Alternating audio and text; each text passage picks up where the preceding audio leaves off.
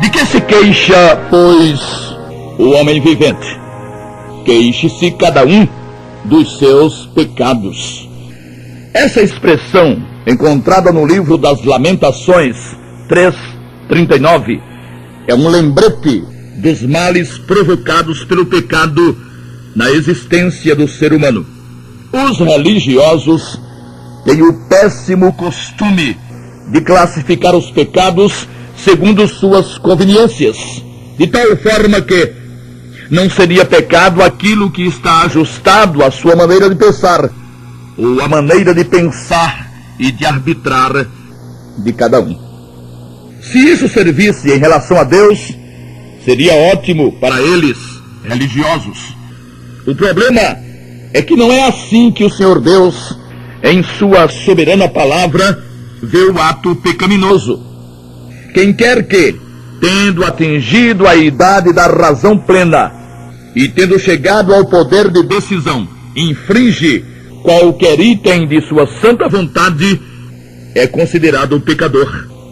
A coisa é de tamanha monta que está escrito: todos pecaram e destituídos estão da glória de Deus. Romanos 3:23. Todos pecaram, todos. Atingida, repetimos, a idade da razão, 20 anos, todos pecam. 20 anos, a idade da razão, tem 21 textos bíblicos a dizê-lo. Não dá para arranjar nesse contexto nenhuma exceção. E não adianta apenas reconhecer o pecado. Reconhecer o pecado é tão somente reconhecer o direito que a santidade divina tem de lançar fora da presença do Senhor Deus aquele que pecou. Também reconhecer o pecado e apelar para Deus, ou para Maria, ou seja lá, para quem mais for, nunca serviu e nem irá servir de nada. Os danos causados pelo pecado no homem, no ser humano, são e foram tão tremendos que, mesmo com toda a humilhação e humildade do pecador, mesmo com seus apelos e clamores por misericórdia, não haveria outra saída senão o desterro, o afastamento para sempre da luz, da paz e da glória do Altíssimo. A solução de Deus foi a coisa mais absurda que o universo teria visto. Um homem justo passar pela infamante morte de cruz, se esse homem justo não se tivesse dado voluntariamente à morte. Se a morte do Senhor Jesus não tivesse surtido os efeitos que o Novo Testamento informa ter surtido, o universo estaria presenciando desde o ano 34, desde a morte do Senhor Jesus, a coisa mais injuriosa de todos os tempos. Um justo morrer em favor de injustos e ainda assim, depois de terem esses injustos apelado para o sangue do justo, continuarem injustos, passíveis da perdição ou de se perderem. Isso jamais passou pela cabeça de demônio algum. Só existe na mente de religiosos enfatuados, vaidosos, e que pretendem eles mesmos valerem mais diante da justiça divina do que vale o sangue do Cordeiro de Deus. Esse posicionamento não serve nem para fazer piada infame. Nem mesmo Satanás concorda com isso. Ele diz e ensina, mas não concorda. Engana, porque enganar é seu ofício. O inimigo está na dele. Vai na onda quem quer, ou pelo menos quem não presta a devida atenção ao que está realmente escrito e afirmado. No sangue precioso do Senhor Jesus existe eficácia para cada consequência do pecado na vida do ser humano, que resolve apelar para ele como seu Salvador único e todo suficiente. Assim, tendo o pecado motivado a degeneração da criatura, e degeneração em toda a sua estrutura, corpo, alma e espírito, o sangue de Jesus deu a Deus autorização para que ele promovesse no espírito de quem apelasse para o Salvador a regeneração. Sendo que não havia como regenerar a carne, o corpo, a regeneração, a palingenesia, o novo nascimento, aconteceria e vem acontecendo no espírito de cada pecador perdido, que passa daí para todo sempre a pecador remido após a invocação. É claro, a Nicodemos, mestre em Israel, o Salvador disse: aquele que não nascer de novo não pode ver o reino de Deus. Aquele que não nascer da água e do Espírito não pode entrar no reino de Deus. João 3, 3 e 5. E ninguém nasce de novo senão nascendo através da implantação do Espírito Santo em seu espírito. Não se trata de reforma, trata-se de regeneração, palingenesia. Aliás, o novo nascimento, a regeneração, a palingenesia, é o único aspecto subjetivo da obra salvadora. Subjetivo porquanto acontece no próprio indivíduo, no espírito do homem, naquilo que foi criado, imagem e semelhança do Altíssimo. Os outros aspectos são objetivos, acontecem diante de Deus. Mas o pecado, além de degenerar, ou seja, além de tirar a posição primitiva do ser humano, contém também a culpa, ou transforma quem o comete em culpado perante a justiça eterna. O sangue de Jesus concede então ao Pai condição legal para perdoar o pecador, que, como já vimos, de outra forma, teria que ser condenado, afastado da presença santa e augusta. E tem mais. O perdão teria que ser definitivo, porque a natureza carnal, não tendo sido regenerada, continuaria agindo e levando o remido a pecar. E se não fosse definitivo o perdão, efeito do sangue de Jesus, todos os dias, todas as horas e quase todos os momentos, o remido passaria a perdido, pois passaria a ter sobre si de novo a culpa do pecado. Aqui não há mágica. Se os perdidos estão perdidos por conta da culpa do pecado, como e por que quem pecasse, mesmo depois de ter invocado o nome de Jesus, não estaria perdido, se o perdão não fosse definitivo e eterno? No plano de Deus, não existe conta de chegar. Não estão presentes, talvez, se, quem sabe, ou tomara que seja. Deus tinha diante de si o problema de estarem suas criaturas fadadas, todas, a serem banidas e afastadas para as trevas. Solução da parte dos seres humanos não existia nenhuma. Todos, ao atingirem a idade da razão, se faziam pecadores, desobedeciam, e assim continuavam pelos anos afora. O plano do Todo-Poderoso teria que vir já com a solução completa e perfeita para a anulação de todas as misérias produzidas pelo pecado.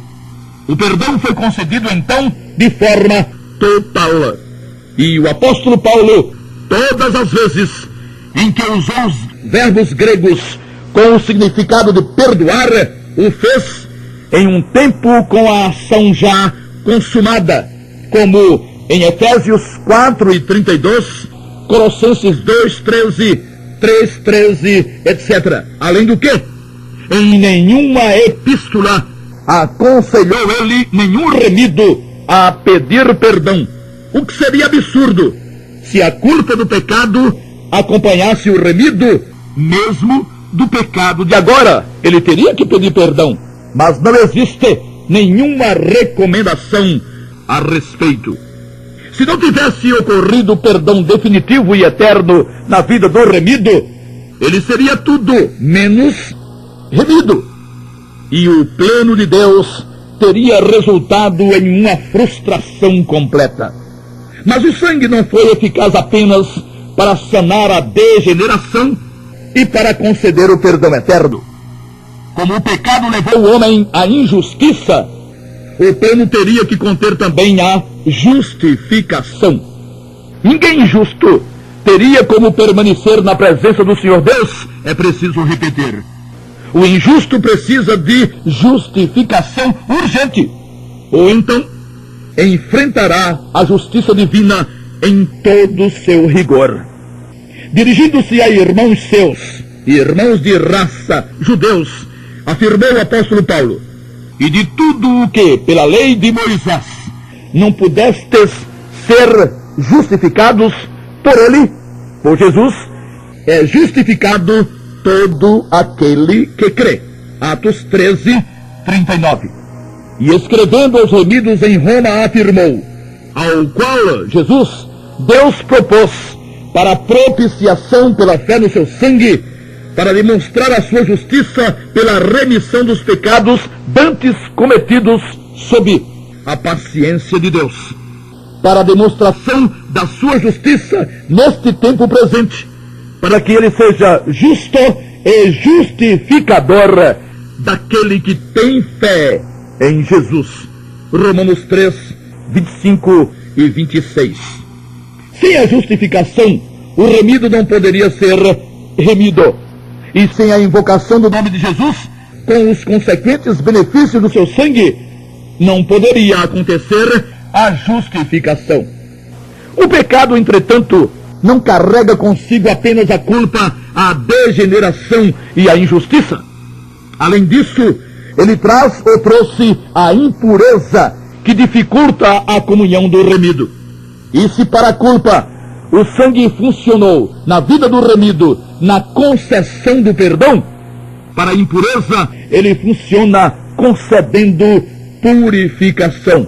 Por isso está escrito: se andarmos na luz, como ele na luz está, temos comunhão uns com os outros, e o sangue de Jesus Cristo, seu Filho, nos purifica de todo o pecado. 1 de João 1 e 7. Para andar o remido na luz, onde Deus está, tem que andar na verdade, dizendo a verdade, e não verdades. Verdades intercaladas com mentiras, com fraudes, com sofismas, com engodos. Só andando na verdade da palavra de Deus, o remido permanecerá na luz e será purificado da impureza de seu pecado, mantendo a comunhão com o Altíssimo. É exatamente por conta disso que o Senhor Jesus, na carta à Laodiceia, ou à igreja de Laodiceia, a igreja atual, diz incisivamente: estou a ponto de vomitar-te da minha boca, acrescentando: eis que estou à porta e bato. Se alguém ouvir a minha voz e abrir a porta, entrarei em sua casa, e com ele cearei, e ele comigo. Apocalipse 3, 16 e 20.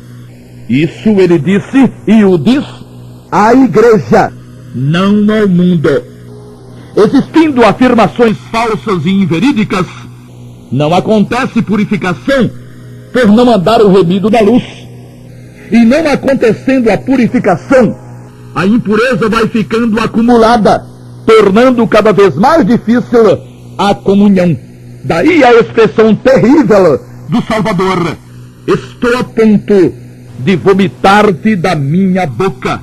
É que a sujeira é grande. O Senhor sente ânsias de vômito e não consegue manter comunhão com a igreja atual, em sua maioria quase absoluta, porque ele só pode estar na luz, porque ele só se compraz com a verdade. O pecado, porém, não para por aí. Ele produz também a inimizade. Inimizade do homem para com Deus. Inimizade entre a criatura e o Criador.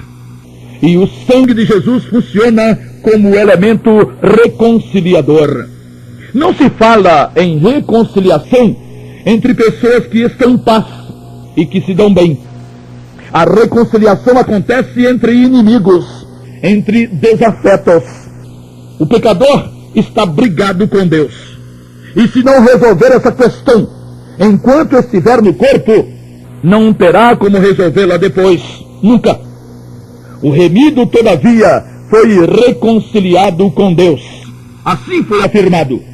Também nos gloriamos em Deus por nosso Senhor Jesus Cristo, pelo qual agora alcançamos a reconciliação.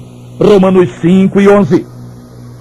Assim é o poderoso e maravilhoso sangue de Jesus para quem o invocou.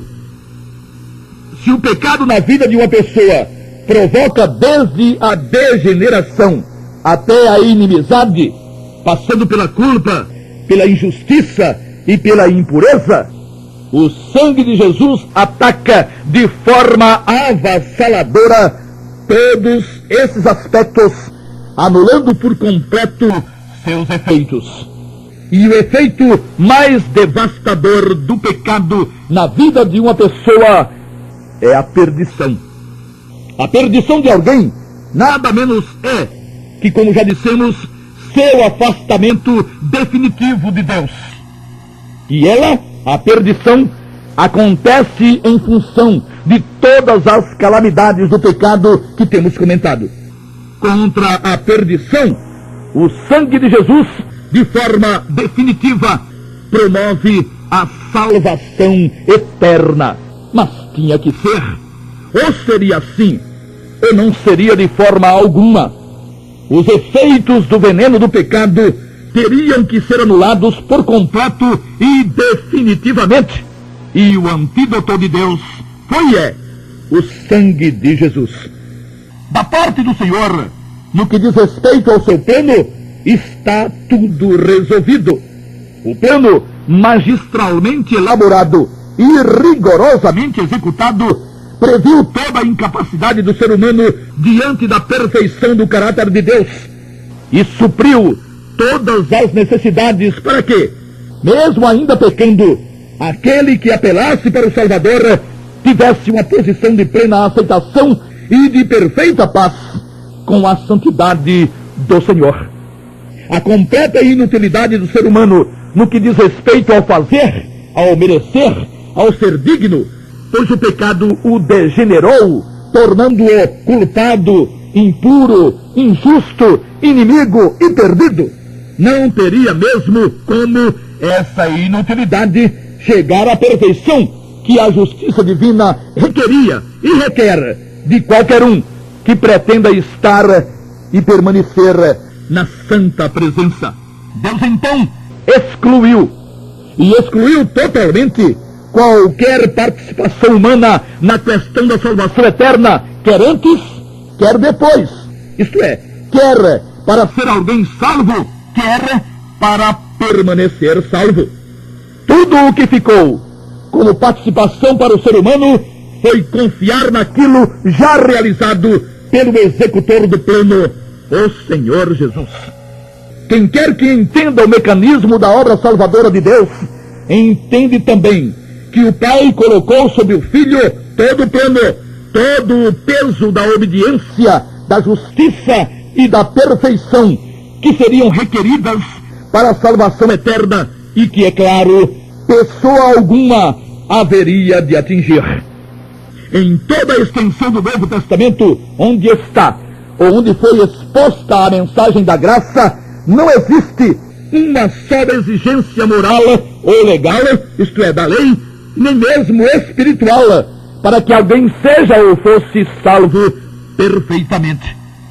Se tudo foi cumprido e satisfeito pelo Salvador, qualquer exigência de Deus para a salvação de quem invocasse o nome de seu Filho seria absurda, injusta, incoerente e constituiria um tremendo desrespeito ao sacrifício perfeito na cruz. Por conta disso, ao anunciar as boas novas da graça, o apóstolo dos gentios, aquele que recebeu as mais extraordinárias e mais sublimes revelações que um homem teve o privilégio de receber, escreveu: se com a tua boca confessares ao Senhor Jesus e em teu coração creres que Deus o ressuscitou dos mortos, serás salvo, porque todo aquele que invocar o nome do Senhor será salvo. Romanos 10, 9 e 13. Uma exegese profunda do texto citado demonstra que nada foi exigido de ninguém para ser salvo perfeita e completamente, senão e tão somente confiar no que já foi feito. Os acréscimos introduzidos e mencionados por Laodiceia, como crer e obedecer e cumprir mandamentos, por exemplo, é que tem causado ânsias de vômito no Senhor. O Senhor Jesus é aquele de quem o remido consciente se ufana com ousadia, com gratidão e com profunda vibração. Os religiosos, no chamado mundo cristão, falam e falam de um tal de Jesus. É um Jesus para cada necessidade da vida daqui de baixo. Um Jesus para as curas, um Jesus para a prosperidade, um Jesus para servir de guia e de mestre, um Jesus para ajudar na obediência e na perseverança, e às vezes um Jesus só como referência, como no Natal e na Semana Santa. O remido consciente, diferentemente, fala e fala de um Jesus que é o tal. Então Jesus é coisa para quem não confiou verdadeiramente no sangue do Filho de Deus e vive, por causa disso, naquela agonia de confiar e desconfiar ao mesmo tempo. Desconfiando da confiança, passa a confiar também em Maria, nas boas obras, na perseverança, na guarda da lei e até em Deus como Salvador. Tendo confiado o remido consciente no Jesus, que é o tal, recebeu o que a palavra de Deus afirma que receberia quem assim procedesse, conforme se lê: todo aquele que nele crer não será confundido, porque todo aquele que invocar o nome do Senhor Jesus será salvo, ou o nome do Senhor será salvo. Romanos 10, 11 e 13. Jesus não seria o tal que resolve o problema da culpa do pecado e da injustiça e da impureza e da inimizade, o tal que salva perfeitamente se, depois de invocá-lo, alguém necessitasse ainda de fosse lá o que fosse. Em que Jesus, caríssimo ouvinte, você tem confiado? Em um tal de Jesus ou no Jesus que é o tal? Você pode saber disso rapidinho. Se sua fé em Jesus está acompanhada de fé em mais alguém, ou em mais alguma coisa, como fé em Maria, fé nas obras, fé na perseverança, fé na guarda do sábado ou do domingo, e até mesmo fé em Deus, que é uma fé morta, porque você não tem as obras correspondentes, já que você é pecador, então você tem crido em um tal de Jesus. Agora, se sua fé em Jesus não é apenas crendice, mas é e foi aquela fé confiança, depois da qual você rejeitou qualquer outro objeto de fé, no que diz respeito à salvação eterna, então você de fato creu no Jesus, que é o tal. Pode dormir sossegado, pode viver tranquilo, você jamais será confundido por nada e nem por ninguém. O que foi dito através do profeta Jeremias, muitos séculos antes de Cristo, pode ser repetido hoje com a mesma força. De que se queixa, pois, o homem vivente? Queixe-se cada um dos seus pecados. Todas as mazelas que acometem a humanidade são fruto do pecado nela instalado. Coletivamente, agora, não há solução. Todavia, existe agora uma solução para cada um. A solução sugerida pelo Santo Espírito através do apóstolo. A invocação do nome do Senhor Jesus. A invocação, e não a simples menção do nome de Jesus, que é sempre acompanhada, essa menção, de outros nomes. Falamos da invocação, produto de uma firme confiança na eficácia do sangue do Senhor, pois ela transfere para o invocador todo o poder do sangue. E as misérias produzidas pelo pecado, a degeneração, a culpa, a injustiça, a impureza, a inimizade e a perdição são anuladas totalmente. E com exceção da impureza, que é um processo, são todas as demais anuladas para sempre no momento da invocação. Se acontecer de partir você desse lado da vida para o lado de lá, tendo ainda sobre si as misérias do pecado, não se queixe senão de você mesmo, do seu próprio pecado e de sua própria teimosia. Existem duas maneiras de uma pessoa ver a eternidade, a sua e a certa. A maneira certa é a maneira de Deus. Você decide. Se optar pela maneira certa, então invoque o nome precioso do Senhor Jesus. Você decide. Se decidir-se por Jesus, então viva. A glória, a graça, a luz e a paz serão suas, tão logo aconteça a invocação. Aos amigos, graça e paz.